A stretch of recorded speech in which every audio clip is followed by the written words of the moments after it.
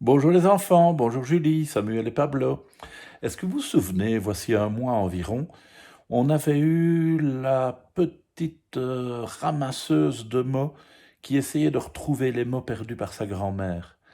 Ben oui, parfois quand les personnes vieillissent, elles perdent un peu la mémoire et ne retrouvent plus leurs mots ou ne retrouvent plus leurs objets. Ce sont des choses qui arrivent. On va de nouveau lire une histoire sur le même thème. C'est un papy, cette fois-ci, qui perd un peu la mémoire.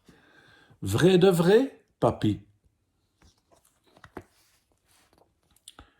Quand j'étais petit, mon papy me racontait des tonnes d'histoires. J'adorais toutes les aventures qu'il inventait pour moi. Certains jours, il disait « Tu sais, Louis, un pirate vit dans mon grenier. » Parfois, quand je lis mon journal, je peux entendre sa jambe de bois cogner contre un vieux coffre au trésor.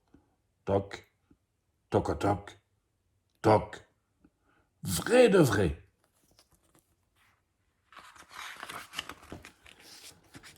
Le lendemain, il ajoutait « Louis, te souviens-tu du pirate dans mon grenier ? Eh bien, il est ami avec une vieille sorcière. Elle loge dans la remise au fond de la cour. Si tu regardes bien, tu verras son crapaud se promener tout autour du jardin et sa chauve-souris s'accrocher à la corde à linge. Vrai de vrai, mon Louis. »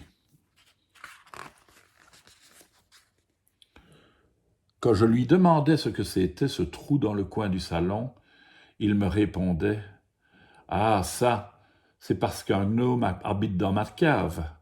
Les jours de pluie, l'eau entre par la fenêtre. Pour ne pas se mouiller les pieds, le petit homme grimpe dans une échelle. De jour de pluie en jour de pluie, il a creusé ce trou dans mon plancher. Vrai de vrai de vrai. »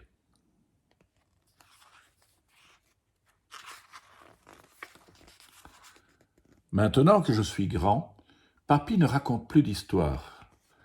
Il ne se souvient ni du pirate, ni de la sorcière, ni du gnome. Une vilaine maladie a mangé sa mémoire et ses mots.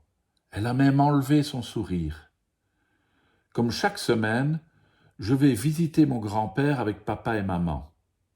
Lorsque nous entrons dans la chambre de papy, il ne se retourne même pas.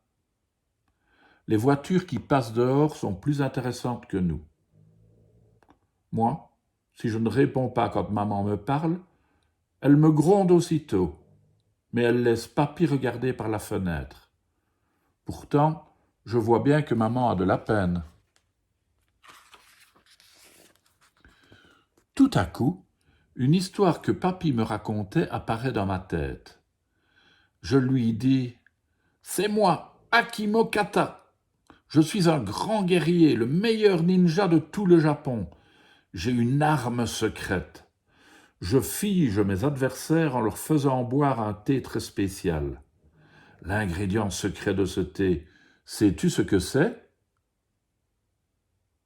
Il ne répond pas. J'ajoute, en lui tirant doucement l'oreille, « C'est l'oreille droite d'un boudeur, vrai de vrai. » Papy se tourne vers nous sur le champ. On dirait bien qu'il m'a cru. Grâce à mon histoire, il ne regarde plus les voitures dehors. La semaine suivante, nous retournons voir mon grand-père. Une gentille dame pose un plateau de nourriture devant lui.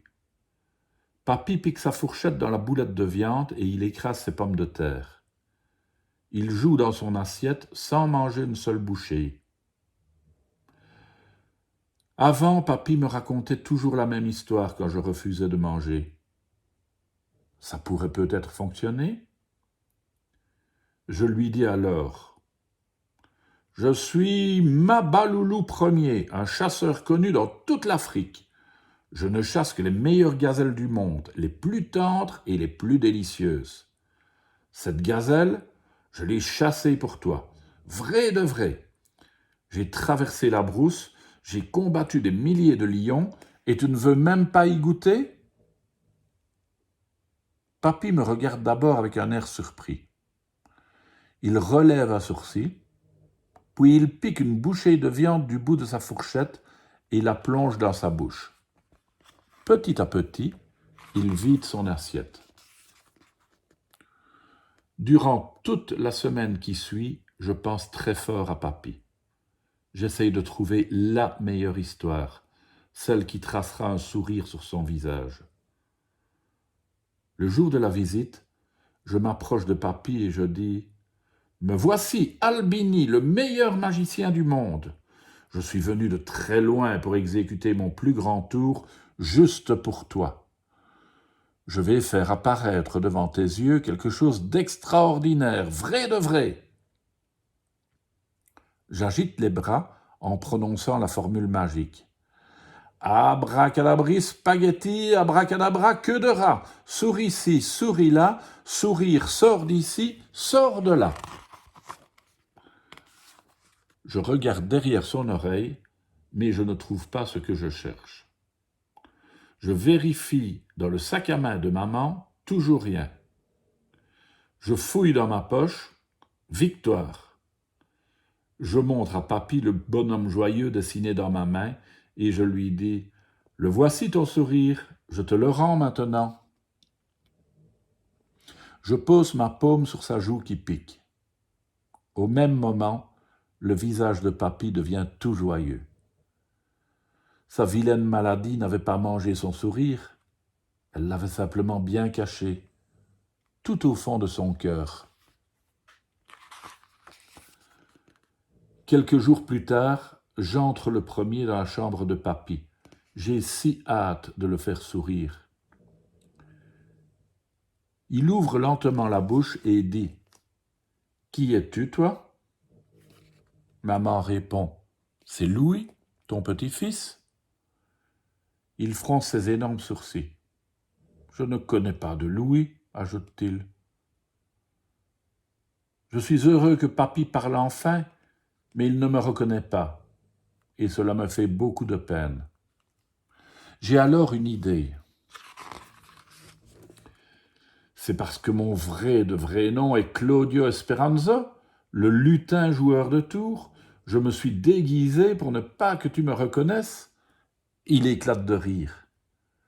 Pour un instant, sa méchante maladie semble partie se cacher dans le coffre du pirate, dans la marmite de la sorcière ou sous le chapeau du gnome. À la prochaine visite, peut-être que Papy boudra, qu'il ne voudra pas manger ni parler. Peut-être qu'il ne saura plus qui je suis.